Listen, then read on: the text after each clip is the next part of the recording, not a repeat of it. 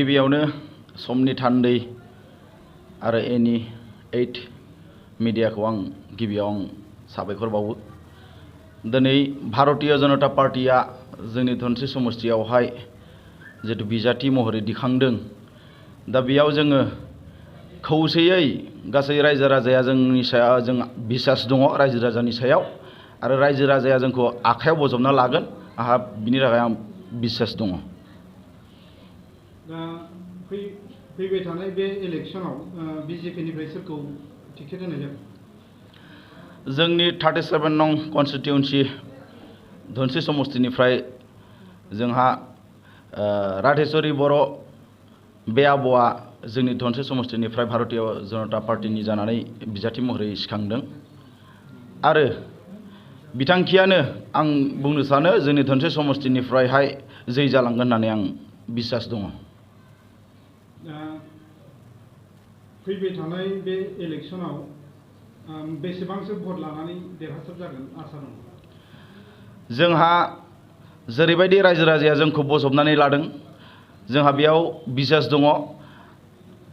जोंनिफ्राय भारतीय जनता पार्टीया गोबां जोंखौ हेफाजाब होबोदों रायजो राजाया, बे हिसाबै जोङो 22,000निबो बारा भट लानानै जों देरहासार जानो हागोनखौ आं बिसास दङ।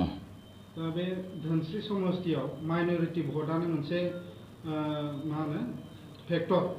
दा नोंथाङा बिजेपिनि सासे दैदेनगिरि जानानै बेनि सायाव मा बुङो? जोंनि 37 नं धोनस्रि कन्स्टिट्युएन्सियाव जिहेतु EIDF दलनिफ्राय सिखांदों बिथां मिताराम बसुमतारी, किन्तु जोंनि भारतीय जनता पार्टीनि धोरोमनिफ्राय जों बिथांजों बा बिथाङा जोंनि थाखाय फेक्टर नङा, आरो बिथांमोननि जितु भटार्सआ बहुतखिनि खम डि भटार दङ। दा बेफोरखौ लानानै जोङो मोनसे आसा दङ जोंनि धोनस्रि समष्टियावहाय भारतीय जनता पार्टीयानो जै जालांगोनखौ जों बिसास दङ। कन्टेस्टआ सोरजों जागोन बायदि नोंथाङा बुंनो सानो? कन्टेस्ट बुङोब्लाथ' जोंनियावहाय बिथां इन्डिपेन्डेन्ट मुक्ति दैमारि बिथांजों जों कन्टेस्ट जागोन होननानै जों आसा दङ, आरो जोंहा बेयावहाय जितु UPPL दलनिफ्रायबो दङ, आरो बिथिं BPF दलनिफ्रायबो बिजाथि महरै बिथांमोनाबो दिनै बिजाथि दिखोदों, किन्तु बिथांमोनजों जोंहा जेबो कन्टेस्ट बा जोंजों खुनु फेक्टर जोंनि थाखाय फेक्टर नङा बिथांमोनहा।